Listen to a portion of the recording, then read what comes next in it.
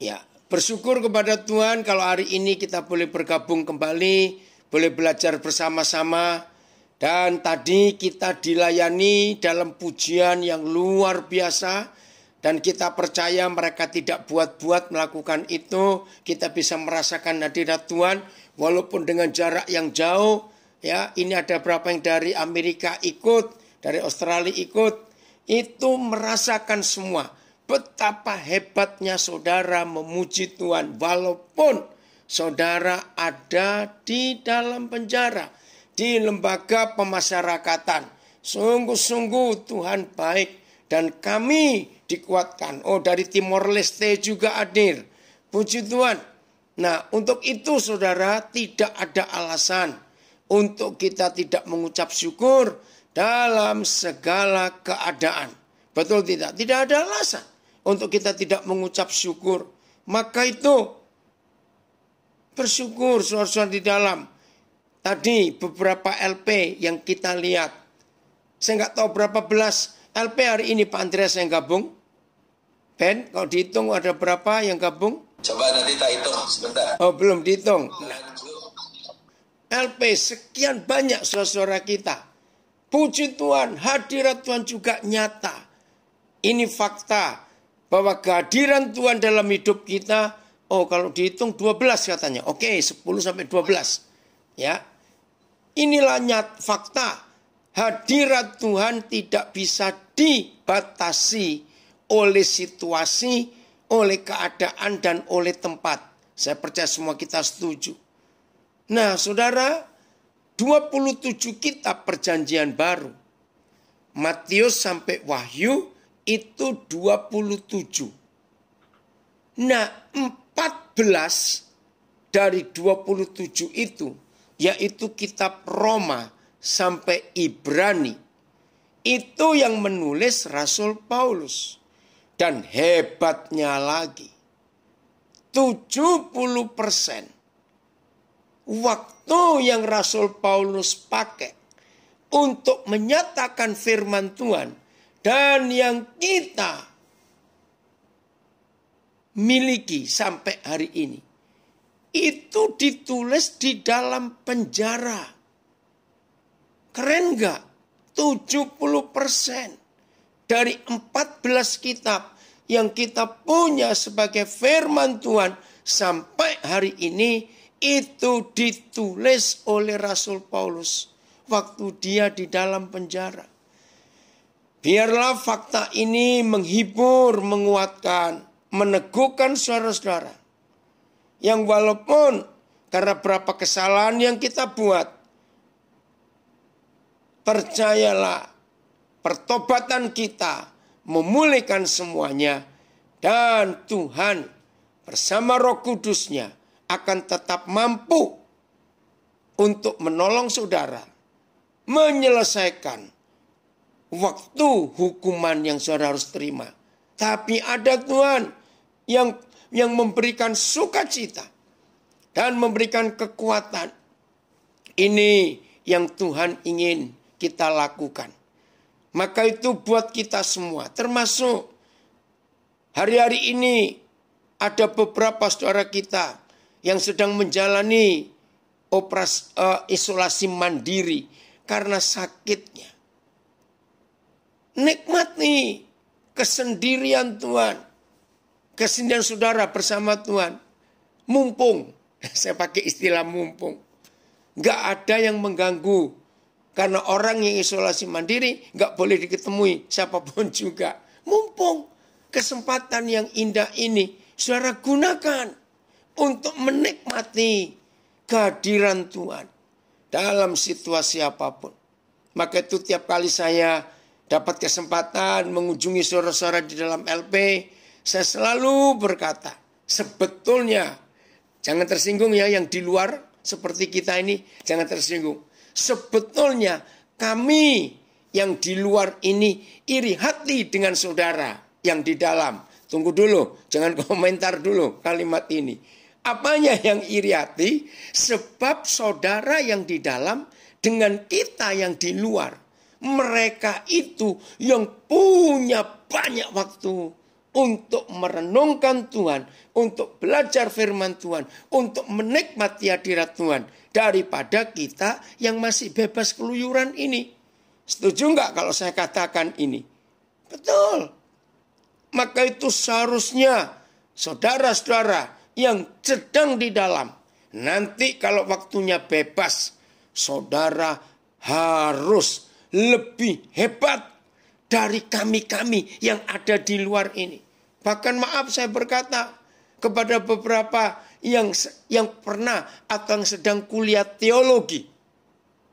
Serius, saudara yang sedang di dalam itu jauh lebih intens. Ya, ada komen dari Lapas Porong, bener banget, betul. Nah, saudara sedang kuliah teologi atau yang pernah kuliah teologi, waktu yang dipakai untuk menyerap, ya saya pakai istilah ini, untuk menyerap, untuk menyedot, untuk menghisap seluruh keberadaan Tuhan kita. Dengar 3 kata ini, untuk menyerap, untuk menyedot habis, untuk menghisap seluruh keberadaan Tuhan. Itu paling indah ketika nggak ada yang mengganggu di hidup kita. Nggak disibukkan ini, nggak disibukkan itu. Maka itu bersyukur kalau saudara yang di dalam ada pembatasan. Bahkan ada yang sama sekali tidak boleh gunakan HP. Bersyukur. Saudara, kami yang di luar ini, satu-satunya benda yang menyita hampir seluruh kehidupan manusia adalah handphone itu. Betul tidak? Handphone itu menyita waktu kita.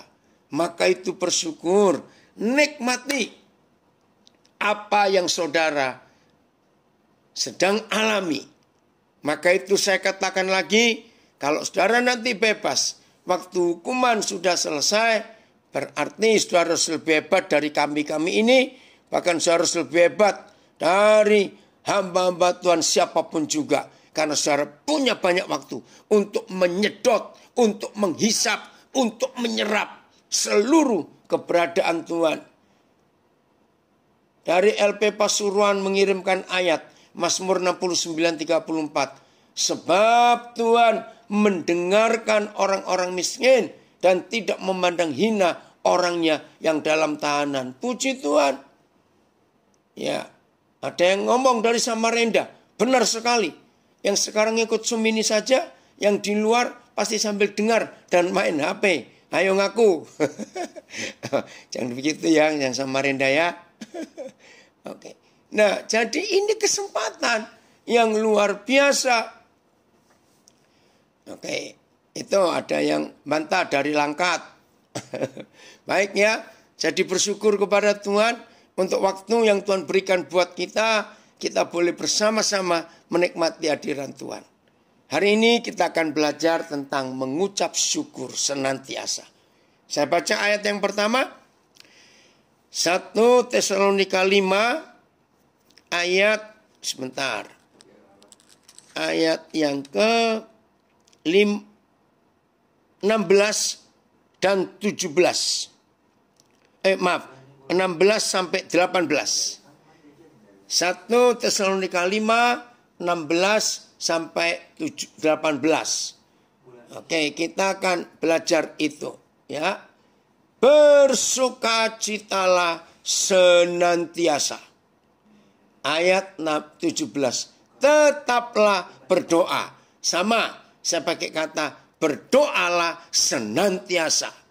Yang ketiga ayat 18. Mengucap syukurlah dalam segala hal.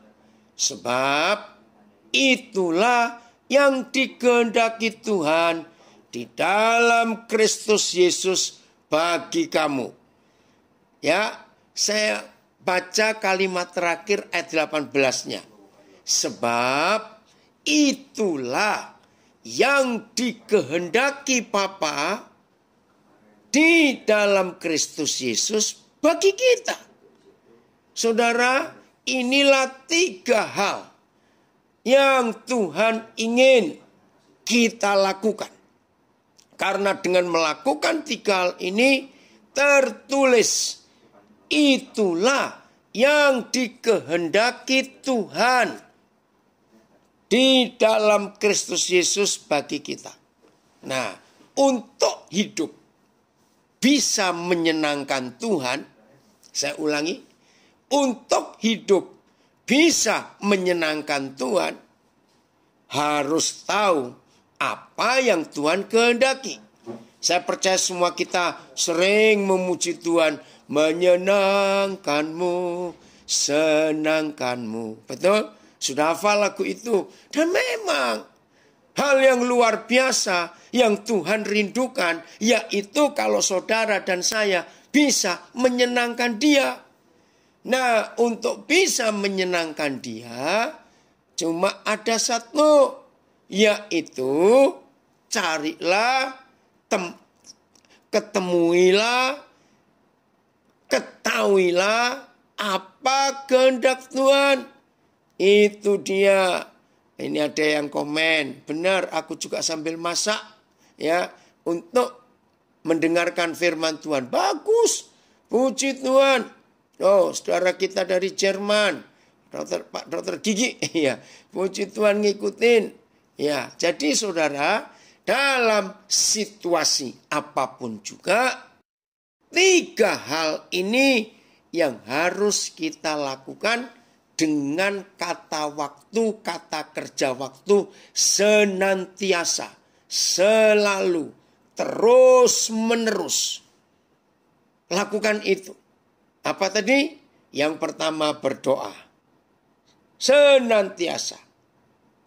Yang kedua, yang pertama bersukacitalah senantiasa. Yang kedua, tetaplah berdoa. Yang ketiga, mengucap syukurlah dalam segala hal. Nah, 3 hal ini adalah yang Tuhan kehendaki di dalam Kristus Yesus bagi kita. 3 hal ini. Nah, ini ada masalah. Bersukacitalah senantiasa. Nanti kita bahas. Tapi kita mau bahas lebih banyak bagian yang kedua. Tetaplah berdoa. Coba lihat berapa terjemahan yang ayat 17. Ya, terima kasih. Tetaplah berdoa dan berdoa dengan tiada berkeputusan. Terjemahan lama.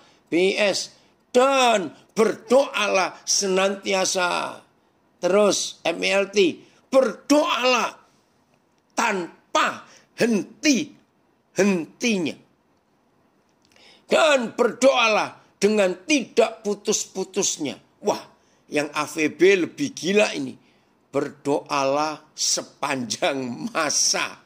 Oke, saudara, kalau perintah berdoalah sepanjang masa, berdoalah senantiasa, berdoalah tanpa henti-hentinya, berdoalah dengan tidak putus-putusnya. Kalau pakai hukum agama, hasilnya cuma 2. Bosan, yang kedua mati.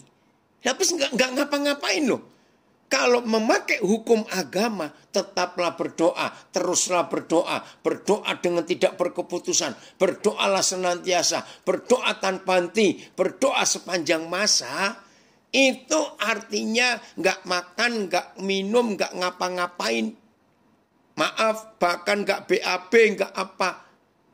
Tidak putus-putusnya sepanjang masa. Nah, itu kalau pakai hukum agama. Karena dalam hukum agama, hampir semua agama, Tuhan mereka mengajarkan kalau berdoa itu ribet. Harus cuci ini, cuci itu, ganti baju ini, ganti baju itu. Harus pakai ini, harus pakai itu. Ada benda ini, benda itu. Sesaji ini, sesaji itu. Caranya ini, caranya itu. Waduh. Nah, ini bahasa Jawanya lebih keren. Ojo kendat. Tahu bahasa Jawa kendat itu artinya mati. Jangan putus nafas. Anggonmu ndedonga. Jadi nggak boleh putus untuk kita berdoa. Nah, yang terjemahan lain bahasa Jawa yang normal, yang 06. Podo ngunjukno panuwun ing sabarang prakara. Oh, ini yang 18 yang ngucap syukur ya wis. Awit iku kang dikersakake dening Gusti ana ing Kristus Yesus tumrap kowe. Ya itu bahasa Jawanya. Ya, pakai bahasa apa lagi Tuhan? Oh, sama semua. Wah, itu ada bahasa Sunda, Jawa, Suriname. Ya. Oke, Sunda juga ada. Baik. Nah, saya ulangi. Kalau firman ini 1 Tesalonika 5 ayat 17 kita pakai dengan hukum agama, maka kita akan bosan, capek, lalu mati. Amplified. Be unceasing and persistent in prayer. Unceasing, nggak boleh putus, nggak boleh patah semangat. Dan continue, terus menerus, setia, persisten. Terus gimana dong? Nah, saudara-saudara, nggak ada satupun agama di dunia, nggak ada yang mampu melakukan perintah ini kalau pakai hukum agama.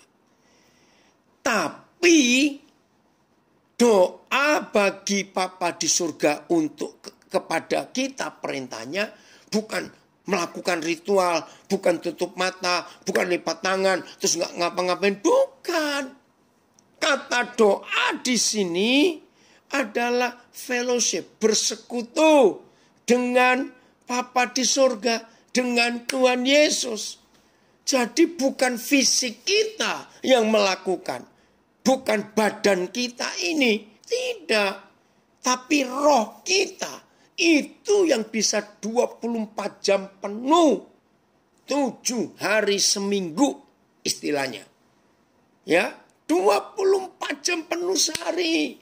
Kalau roh kita yang bersekutu, yang berdoa, yang bersatu, itu enggak masalah. Karena Tuhan itu roh. Maka itu, maaf saya berkata, jangan pernah mengajarkan. Rekan-rekan hamba Tuhan, saya berkata, jangan pernah mengajarkan kepada siapapun juga. Doa itu minimal 1 jam. Karena Tuhan Yesus berkata, mengapa kamu enggak bisa tahan sejam lagi dengan aku? Nah, kalau cuma 1 jam, lalu bagaimana ini 1 Tesalonika 5 ayat 17? Enggak boleh putus-putus, terus-terus. Aduh, luar biasa. Nah, itulah sebabnya jangan ngajarin orang doa itu sekian jam sehari. Pagi sekian jam, siang sekian, sore sekian jam, mau tidur sekian jam. Enggak. 24 jam penuh, nyambung terus dengan Bapa di surga di dalam Roh Kudus, yaitu roh kita. Jadi nggak pakai tata cara, nggak pakai macam-macam, tidak. Nah, inilah konsep yang kita harus tahu. Ada yang komen di Facebook, terima kasih Tuhan Yesus. Jika kami berdoa tidak perlu syarat-syarat yang ribet. Betul, terima kasih. Oke, saya tunjukkan ya. Supaya saudara yang belum tahu jadi tahu hari ini. Lukas 11 ayat 1 dan 2. Lukas 11 ayat 1 dan 2. Kita akan lihat fakta ini. Bagaimana cara Tuhan Yesus mengajar kita di dalam doa. Pada suatu kali Yesus sedang berdoa di salah satu tempat. Saudara perhatikan. Pada suatu kali. Nah, bagi agama, doa itu nggak boleh pada suatu kali. Ngerti nggak maksud saya? Suatu kali berarti tidak tepat waktunya. Bisa kapan-kapan, suatu kali. Maka itu semua agama, kecuali Kristen ya, karena kekristenan bukan agama. Semua agama di dunia pasti menentukan jam sembahyang buat mereka. Tuhan mereka menentukan jam. Bahkan tidak sedikit agama yang ditentukan bukan jamnya. Misalnya jam 1, jam 5. Enggak, menitnya juga dihitung. Pernah tahu ya, ada agama-agama yang sampai jam menit. Misalnya jam 1 lewat 5 menit, enggak cukup menitnya. Detiknya pun dihitung, cuma tek, tek, itu dihitung. Enggak boleh lewat, enggak boleh kecepatan. Wih, luar biasa. Waktu saya memperhatikan itu, ribet bener ya Tuhan mereka itu. Mau ketemu aja, ketelatan 1 detik, belum muncul. Maaf, hilang sudah. Ya, terlambat 1 detik, hilang juga. Aduh, bagaimana ribetnya. Maka itu Tuhan Yesus ditulis di Injil Lukas ini pada suatu kali. Wah, ini menarik sekali. Pada suatu kali. Jadi bisa kapan-kapan. Dan hampir semua agama, tempat untuk berdoa itu sudah ditentukan. Apalagi saya sebut langsung, saksi Yehova. Saudara, mereka itu diajar oleh pemimpinnya. Tidak boleh berdoa di sembarang tempat. Mereka hanya boleh berdoa di balai kerajaan mereka. Itu istilahnya balai kerajaan. Gak usah tahu lah, gak penting. Jadi orang beragama doanya gak boleh di sembarang tempat. Harus khusus. Nah, lihat Tuhan Yesus ini. Sudah pada suatu kali di salah satu tempat lagi. Jadi bisa di mana-mana.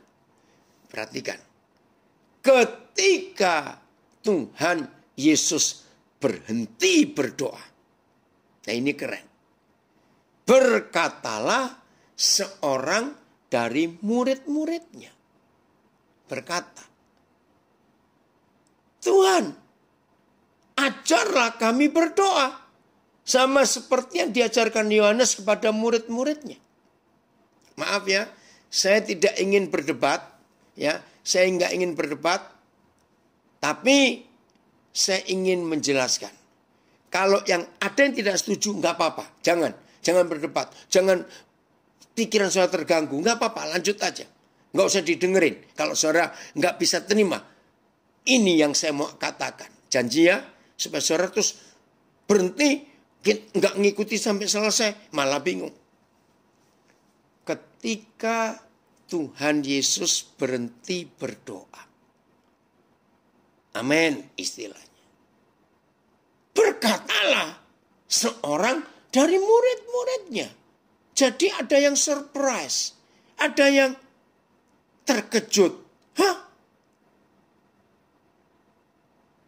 Ini loh terkejutnya buat saya bingung. Pertanyaannya ada 3. Tolong perhatikan baik-baik. Dengan surprise-nya, dengan terkejutnya murid ini, setelah dia melihat Tuhan Yesus berhenti berdoa, dia terkejut. Aduh, luar biasa. Betul, ada yang ingat pengajaran saya yang bicara bahkan saat kita bertakhta di WC, kita tetap bisa terhubung dengan Bapa di surga. Betul. Karena nggak tergantung tempat. Nggak tergantung situasi. Nggak ditentukan jam, menit, dan detik. Di mana saja, kapan saja kita bisa berdoa. Maka itu 1 Tesalonika 5:17 tadi luar biasa. Begini loh surprise-nya murid ini. Ya, seketika Yesus Tuhan berhenti berdoa, berkatalah seorang dari murid-muridnya. Guru, kalau begitu ajari kami berdoa.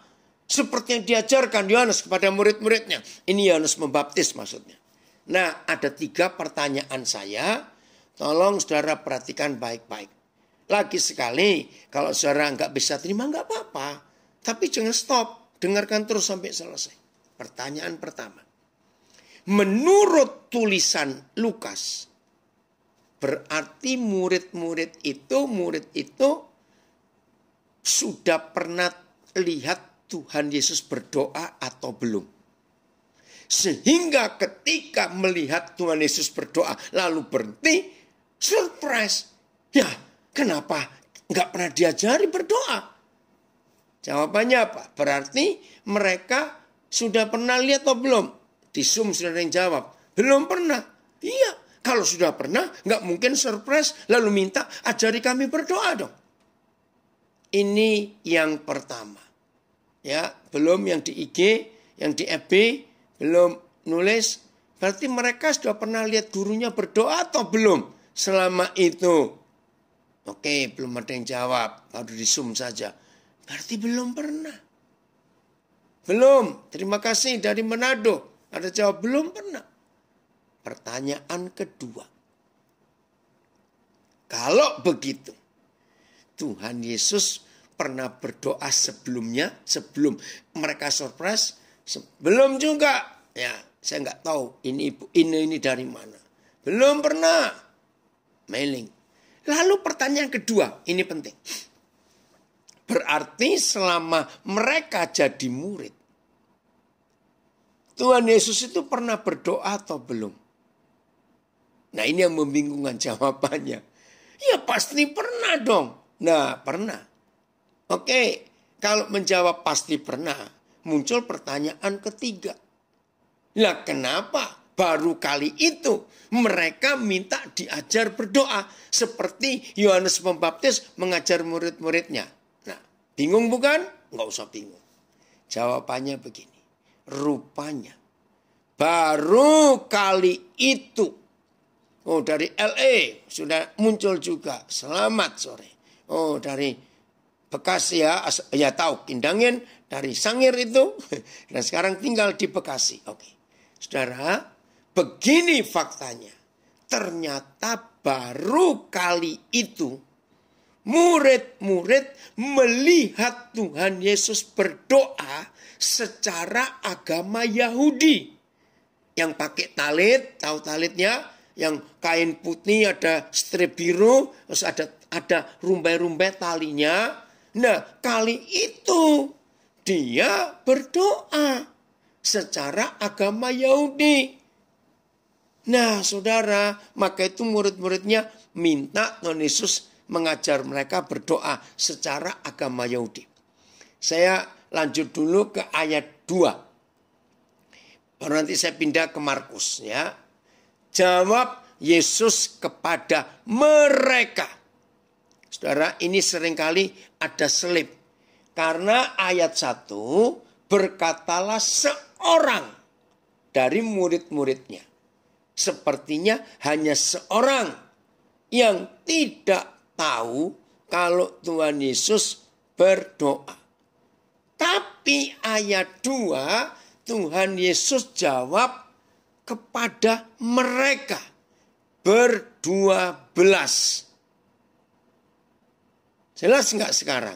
Jadi mereka semuanya belum tahu. Berarti mereka selama jadi murid Tuhan Yesus baru pertama kali itu melihat Tuhan Yesus berdoa secara agama Yahudi. Tapi begini jawaban. Jawab Yesus kepada mereka. Apabila kamu berdoa, katakanlah. Woi, ini seru saudara. Terima kasih Bapak, terima kasih. Bapak tidak pernah memberi peraturan, perintah, dan hukum yang jelimet, yang complicated, yang sulit dilakukan. Tidak. Bapak itu Bapak yang baik buat kami, anak-anaknya. Terima kasih Bapak. Terima kasih. Apabila kamu berdoa, katakanlah, Bapak. Wih, ini luar biasa. Nah, ini di Facebook muncul pertanyaan. Berarti murid-muridnya tidak pernah berdoa dong sebelumnya. Ini nanti yang saya tanyakan yang keempat. Tapi sudah muncul di Facebook. Ini dia yang membuat masalah. Banyak orang beragama. Betul. Berarti selama mereka jadi murid Tuhan Yesus, mereka juga nggak pernah berdoa. Karena baru kali itu mereka minta dia berdoa. Tapi nanti ya kita diskusinya. Ya, maka itu hebat Bapa kita di surga. Tolong untuk ayat 2 lihat berapa terjemahan. Saudara, kata penting, sikap penting kalau kita berdoa. Katakanlah, ini loh yang disapa pertama kali ini yang menentukan Bapa. Oke, Bapak semuanya sama, Bapak, AJT, katakanlah Bapak, oh sama. BIS, katakanlah begini, Bapak, sama. MLT, katakanlah Bapak. Oke, semuanya, ya Bapak, ya Bapak. Oke, sama, Bapak. Ini kata sapaan yang pertama. Oke, pelan-pelan dalam nama Yesus, dalam nama Yesus. Tolong kami Roh Kudus. Saya tanya kepada saudara, maka itu yang masih di dalam LP, firman ini akan menolong saudara untuk bisa bersekutu dengan baik. Dengar pertanyaan saya. Apa perbedaan yang muncul di hati kita, di hidup kita, kalau kita berdoa menyapa Tuhan, dengan apa yang muncul di hati perasaan hidup kita kalau kita menyapa Papa. Saya minta saudara bisa menemukan perbedaan ini. Papa. Oh, ada yang komen, wah sepertinya pengajaran saat ini tidak cukup 1 hari. Terus mau berapa hari? Oke, lanjut ya. Ini penting. Apa yang muncul di hati kita kalau kita sedang berdoa, sapaan pertama itu Tuhan, ya renungkan. Dan waktu kita mulai berdoa, panggilan kita pertama Papa. Nah, saya tidak ingin saudara menulis kepanjangan nanti. Iya, oke, tapi ada yang ngomong ini dari Langkat. Kalau menyapa Papa itu lebih dekat. Betul. Kalau kita menyapa Tuhan, kita harus hormat yang maha suci, yang maha besar. Karena Tuhan. Iya, kalau kita panggil Papa, itu ke anak-anaknya. Yang dari Bekasi. Kalau kita panggil Papa, itu serasa erat sekali hubungannya. Ya, saudara, ini kalau manggil Papa, Martono lebih dekat daripada panggil Tuhan. Betul, dari Palu lebih dekat. Menunjukkan dari Manado hubungan yang tidak ada batas. Seperti Bapak dipanggil. Oh, maaf, ini yang di Zoom saya kelewatan. Ayah, jika kita punya kepahitan dengan Papa, jasmani, susah manggil dia Papa. Betul. Kalau manggil Papa itu lebih dekat, perasaan tenang dan lega. Ya, ayah. Seperti Bapak dipanggil sama anak-anaknya. Oh, dari Surabaya, Tuhan, itu sama dengan Tuan, sama dengan Pak Bos. Lebih serem rasanya, lebih jauh. Betul. Kalau kita menyapa Papa itu lebih dekat. Benar, seperti hubungan dengan orang tua kita sendiri, betul. Nah, saudara, inilah bedanya. Apabila kamu berdoa, panggillah Papa. Ada yang komen, saya nggak tahu dari mana ini. Yang muncul saat menyapa Papa, ada rasa dikasih. Puji Tuhan. Saudara bayangkan. Nah, ini bedanya Tuhan kita dengan Tuhan di agama apa saja. Maaf. Kalau dia Tuhan, Tuhan saja. Maka kita harus punya waktu tertentu untuk ketemu. Sama seperti kita mau ketemu pejabat. Nggak bisa seenak-enaknya. Maka itu suatu hari saudara, saya baca tulisan dari Tony Campolo. Saya menangis juga. Ya, dia memberikan 2 ilustrasi yang luar biasa. Begini pertama. Siapa yang berani membangunkan seorang raja jam 2 subuh hanya untuk minta minum? Nah, saya waktu itu belum mengerti ya. Siapa yang berani membangunkan seorang raja jam 2 subuh hanya minta minum? Saya nggak kepikir. Ternyata dijawab, yang bisa membangunkan seorang raja jam 2 subuh untuk meminta minum itu anaknya. Wih, saya kaget, betul juga. Maka itu papa kita nggak punya waktu untuk berkata tidak bisa kamu temui. Tidak. Jam berapa saja kita perlu dia. Nah, terus tulisannya bersambung. Ya, tapi ini jangan dipikir negatif ya, tidak. Ini luar biasa. Hubungan papa dengan anak itu luar biasa. Maka itu berdoa senantiasa. Nah, cobaan lihat tadi yang terjemahan AVB 1 Tesalonika 5 ayat 17 itu. Saya baru tahu juga terjemahan itu. AVB, ya. Berdoalah sepanjang masa. Keren ini doa terjemahan AVB. Berdoalah sepanjang masa. Tahu nggak arti sepanjang masa? Terus menerus. Nggak ada satu detik pun yang berhenti. Maka itu tadi yang dari Langkat menuliskan karena doa itu nafas. Nah, nggak mungkin kita berhenti nafas sedetik aja.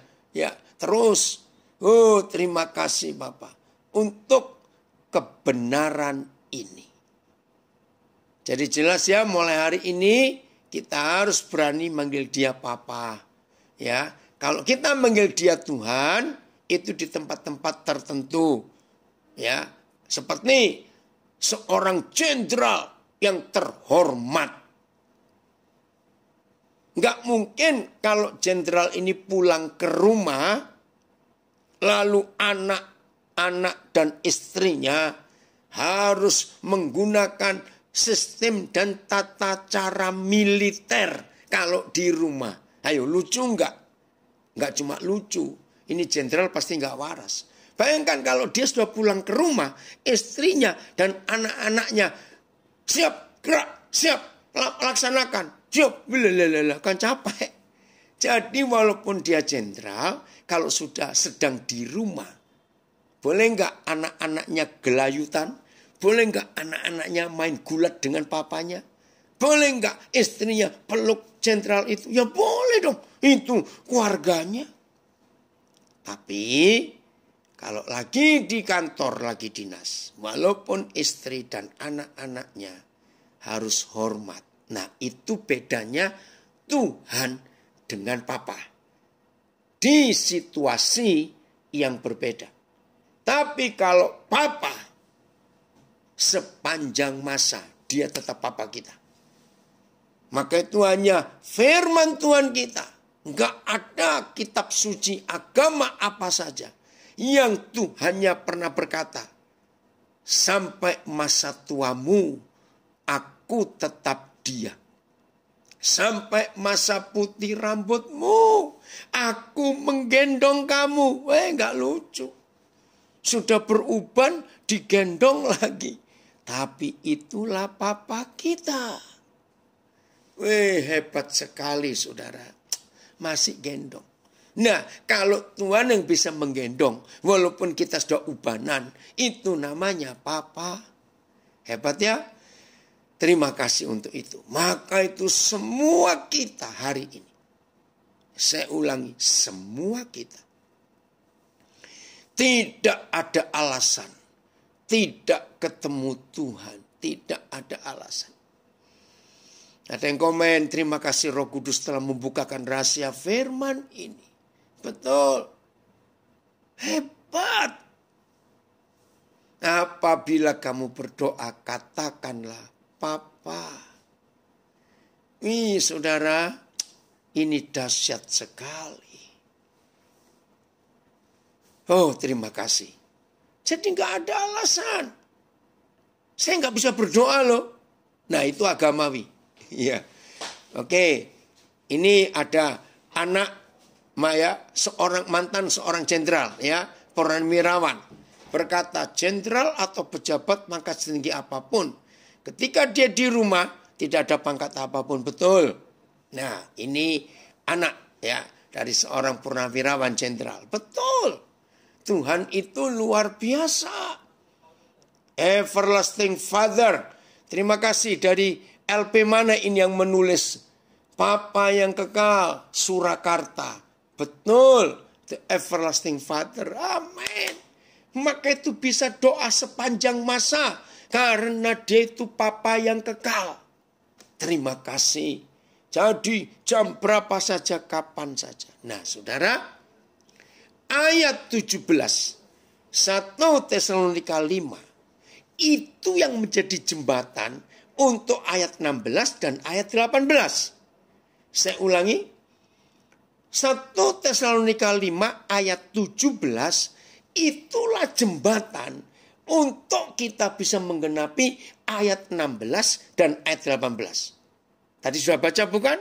Ayat 16 berkata, bersukacitalah senantiasa. Ayat 18 mengajarkan, minta kita mengucap syukurlah dalam segala hal. Coba lihat yang ayat 16 berapa terjemahan itu. Bersukacitalah senantiasa. Ayo jujur. Nggak mungkin. Ya, secara akal sehat, akal normal, kita nggak mungkin bisa bersukacita senantiasa. Oke. AYT. Bersukacitalah selalu. Terjemahan lama. Hendaklah kamu bersukacita senantiasa. PS. Hendaklah kalian selalu bergembira. Ini PS-nya. Selalu bergembira. Jangan bilang orang gila ya. Awas ya. Enggak. MLT. Bersukacitalah senantiasa. Bersukacitalah selalu. Bersukacitalah senantiasa. Sama. Puji Tuhan. Nah.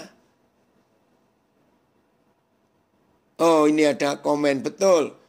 Indonesia punya anekdot tapi fakta. Yang lucu presiden kita, Bapak Presiden ngomong anak wali kota. Ya memang cucunya, betul. Ya, jadi saudara, kalau kita nggak bisa bergembira senantiasa, selalu bergembira, berarti ada yang salah di hidup kita. Nah, kenapa saya berkata secara akal sehat, secara fakta? Nggak ada orang bisa bergembira, bersukacita terus-terusan. Ya karena kan ada banyak masalah juga yang kita hadapi. Tapi ini perintah.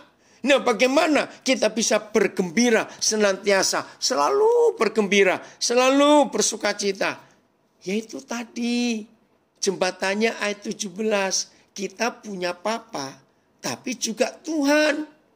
Dan Papa kita bisa ditemui kapan-kapan saja. Nggak ada batasan.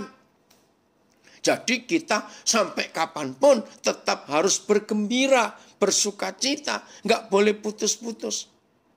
Walaupun ada air mata yang keluar karena tekanan hidup, karena masalah. Tapi air mata keluar, tetap ada senyum. Halo, keren ya? Nangis, tapi ada senyum. Karena Papa itu baik. Ada komen dari Boru Simanjuntak. Walaupun Papa kita di dunia terbatas, tetapi Tuhan sebagai Papa kita tidak pernah terbatas. Menunjukkan kasih-Nya. Walaupun Papa saya di dunia sudah tiada, saya pribadi terkagum akan cara Papa di surga menunjukkan kasih. Pemeliharaannya terhadap saya dan keluarga selalu membuat saya bersukacita. Amin. Ya, ini terjemahan apa Eka? The Passion? Saya akan baca The Passion. Ya. Let joy be your continual feast. Jadi gini, izinkan sukacita itu menjadi pesta yang terus-menerus di hidup saudara. Nah, ini terjemahan The Passion. Saya ulangi ya. Izinkan sukacita itu sebagai pesta yang terus-menerus di hidup saudara. Be joyous in every season. Nah, dalam bahasa Arab, make your life a prayer. Jadi jadikan doa itu adalah hidup saudara. Terima kasih untuk terjemahan The Passion ini. Saudara, jadi mulai hari ini, walaupun air mata bercucuran, tapi tunjukkan senyum kita kepada Papa. Waduh, itu luar biasa. Senyum. Walaupun air mata kita jatuh, beri senyum kepada Papa. Itu berkenan kepada Dia. Saya percaya semua kita yang punya anak akan tahu. Betul, ini anak saya komen. Keren, betul. Raymond, terima kasih. Jadi saudara, kalau kita punya anak, lalu anak kita tegur, kita pukul, kita marahi. Karena memang dia salah, dia nangis. Coba saya tanya, aduh luar biasa. Ketika anak itu nangis karena salah, karena kita pukul. Tapi wajahnya senyum kepada kita orang tuanya. Ayo, saudara bagaimana hati ini? Ngerti enggak ilustrasi ini? Anak kita yang salah, kita pukul, kita didik. Tapi dengan kasih, bukan karena emosi. Dia nangis, tapi dia senyum kepada kita. Wih, saya nggak bisa tahu perasaannya bagaimana. Ini dari Bekasi, wow banget. Betul. Seperti itu yang Papa mau dalam hidup kita. Kita diajar karena kita salah. Tapi ajaran Papa itu penuh kasih. Walaupun sambil menangis, senyumlah. Senyum. Itu menunjukkan, terima kasih Papa. Terima kasih. Maka itu ayat 18 itu. Nah, ada komen dari Tulungagung.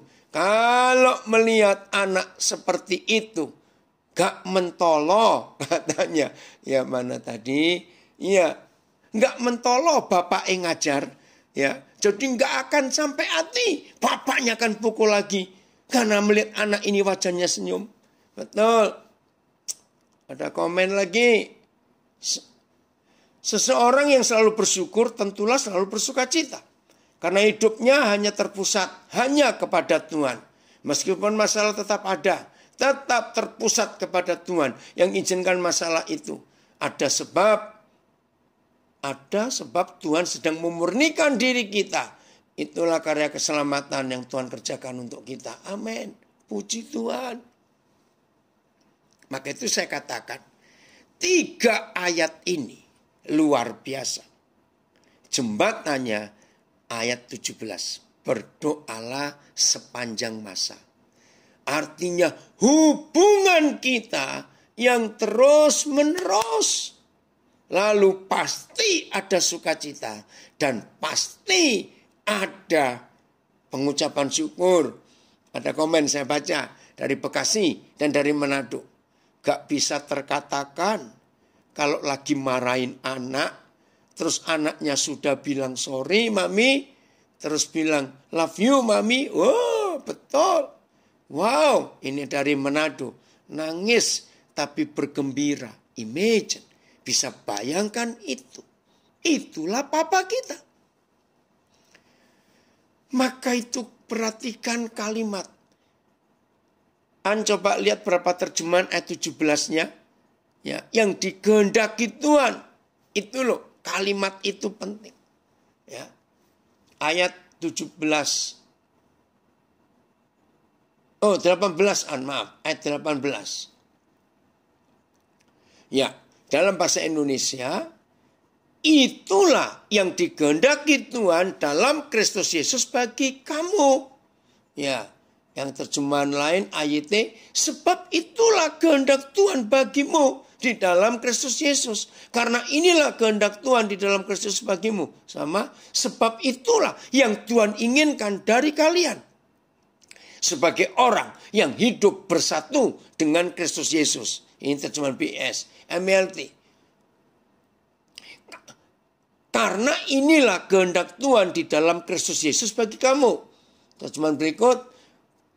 Karena demikianlah kehendak Tuhan dalam Isa Al-Masih atas kamu. AVB. Karena inilah yang dikehendaki Tuhan daripadamu dalam Kristus Yesus. Jadi apa yang Tuhan kehendaki? Berdoalah senantiasa. Berdoa sepanjang masa. Ya. Bersukacitalah terus menerus. Mengucap syukur dalam segala keadaan. Saudara, 3 hal ini yang sangat menyenangkan. Oke Ririn, selamat bekerja. Salam buat King Kim. Ya. Kalau Tuhan kita perlakukan dengan 3 ayat ini perintahnya. Semua dengan kata senantiasa. Without ceasing. Berdoa, bersukacita tanpa berhenti. Ya. Berdoa tanpa berhenti, mengucap syukur tanpa berhenti. The Passion ayat 18. Ya. And in the midst of everything. Dan di tengah-tengah situasi apapun juga. In the midst of everything. Be always giving thanks. Dan selalu memberi ucapan syukur. For this is God's perfect plan for you in Christ Jesus. Karena itulah rencana Tuhan yang sempurna. God's perfect plan. Rencana Bapa yang sempurna. Untuk kita di dalam Kristus. Luar biasa ini. Sangat menguatkan dan memberi kekuatan. Puji Tuhan. Ini Ibu Sri atau Bapak? Saya nggak tahu. Ayatnya sederhana. Oh Pita. Lagi dengerin juga. Terima kasih. Ya. Ayatnya sederhana. Tapi nggak semua bisa lakukan tanpa Roh Kudus. Betul. And in the midst of everything. Be always giving thanks. For this is God's perfect plan for you in Christ Jesus. Haleluya. Jadi mau apa lagi dalam hidup kita? Amin, Raymond. His plan is always perfect. Betul. Rencana Bapa selalu yang sempurna untuk hidup kita. Terima kasih Bapa. Terima kasih. Oh, haleluya. Bagian terakhir. Untuk bisa mengucap syukur senantiasa. Untuk bisa terus-menerus berterima kasih. Tidak henti-hentinya. Cuma ada satu cara. Mengenal Bapa. Pindahkan posisi kita yang di dunia ini. Untuk menempati posisi bersama dengan Tuhan di surga. Nah, kalau saudara dan saya sudah mau pindah, posisi kita dipindahkan. Saudara, maka mengucap syukur senantiasa itu gampang. Posisinya. Oke, 2 ayat yang terakhir. Yang pertama, Efesus 2 ayat yang ke-6. Di mana sih posisi kita sekarang ini? Di mana? Efesus 2 ayat yang ke-6. Terima kasih Bapa. Engkau mengajak kami pindah dari yang dunia dan duniawi ke surga yang surgawi. Ayat 6 saya baca. Dan di dalam Kristus Yesus. Sudah toh? Kita kan sudah di dalam Kristus Yesus. Bapa di surga telah bukan akan membangkitkan kita juga. Dan memberi tempat. Saudara perhatikan. Dan memberi tempat. Luar biasa. Di mana? Dan memberi tempat. Maaf. Bersama-sama dengan dia di surga. Terjemahan ayat. Dan ia, yaitu Bapa, membangkitkan kita dengan Yesus dan mendudukkan kita bersama-sama dengan Yesus di tempat surgawi dalam Kristus Yesus. PIS.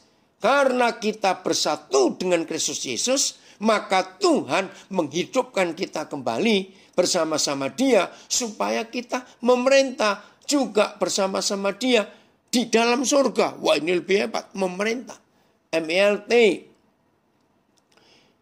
Dan Dia telah membangkitkan kita bersama dan mendudukkan kita bersama di alam semesta di dalam Kristus Yesus. Wah, lebih keren.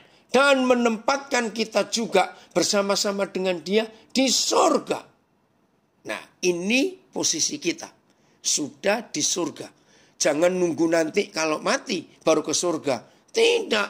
Sekarang ini. Karena kita sudah dibangkitkan bersama-sama dengan Kristus oleh Bapa. Dan setelah kita dibangkitkan bersama Dia, Dia mendudukkan kita. Dia menempatkan kita bersama-sama dengan Kristus di surga.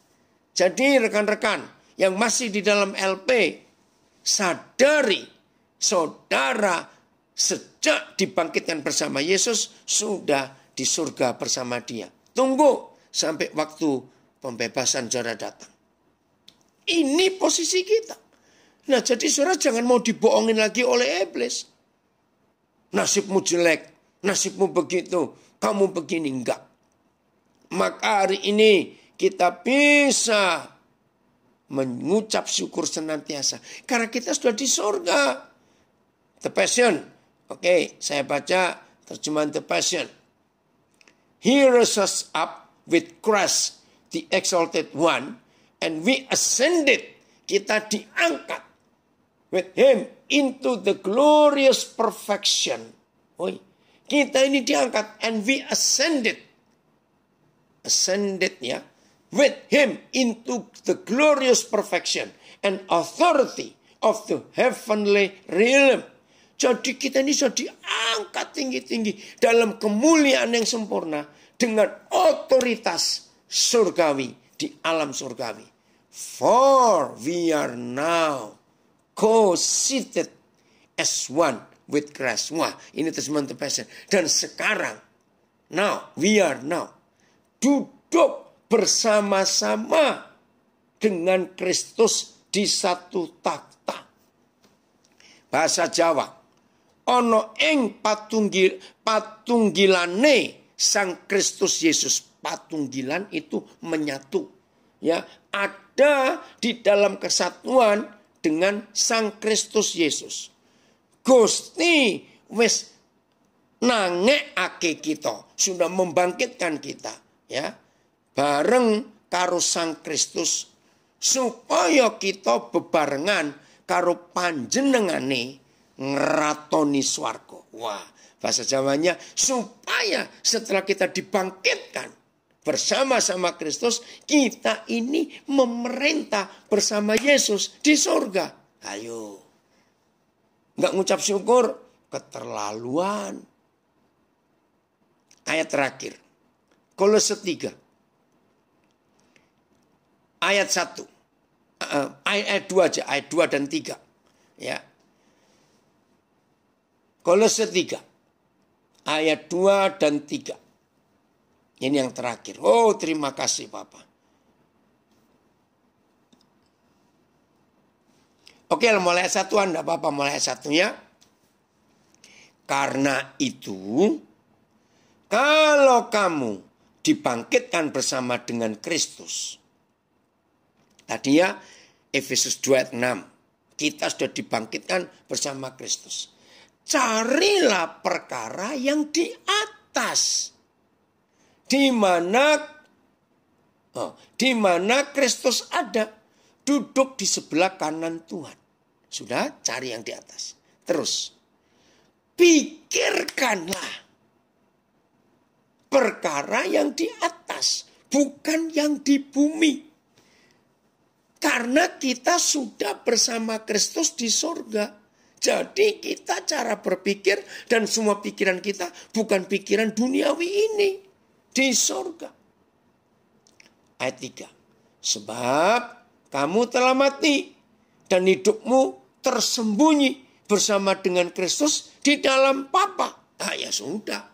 Kalau memang sudah begitu, saya harap dengan dua bagian terakhir ini, Efesus 2 ayat 6 dan Kolose 3 1 sampai 3, tidak ada seorang pun di antara kita nggak bisa mengucap syukur senantiasa dalam segala keadaan. Nggak bisa. Kita pasti bisa mengucap syukur di dalam segala keadaan karena posisi kita sudah ada di surga bersama dengan Tuhan Yesus. Maka kalau kita di atas melihat gunung-gunung itu seperti butiran beras. Wih, keren, kecil-kecil. Tapi kalau kita masih di bumi, jangan lagi lihat gunung. Lihat bukit aja harusnya besar, tinggi sekali. Karena posisi kita. Maka itu untuk bisa menggenapi 3 perintah ini, bersukacitalah terus menerus. Berdoalah sepanjang masa. Mengucap syukurlah dalam segala keadaan. Bisa terjadi. Karena posisi kita sudah bersama dengan Kristus di surga. Dan hubungan kita dengan pencipta alam semesta adalah hubungan Papa dengan anaknya. Oh, terima kasih. Betul. Yoga, mengucap syukur itu kewajiban dalam segala keadaan. Terima kasih Papa. Biarlah firman hari ini menyadarkan kita untuk kita tidak boleh kalah dalam situasi apapun juga. Sebab Papa hebat. Ada komen dari Manado, luar biasa. Badan ada di bumi. Tapi pikiran dan hati kita di surga. Karena posisi kita dalam Kristus yang di surga. Betul. Maka itu kita harus membedakan hidup ini. Yang jasmani biar urusan di dunia. Yang roh urusan surgawi. Nggak apa-apa. Di tubuh yang sama. Tapi kita bisa mengarahkan kedua hal ini. Amin ya saudara. Biarlah Tuhan Yesus menyatakan dirinya kepada kita untuk hidup di dalam kebenaran yang sesungguhnya ini. Terima kasih Tuhan. Jadi nggak ada alasan kita ngomel-ngomel terus, marah-marah terus. Nggak ada alasan. Tuhan Yesus memberkati kita semua. Selamat menjadi pelaku firman. Haleluya.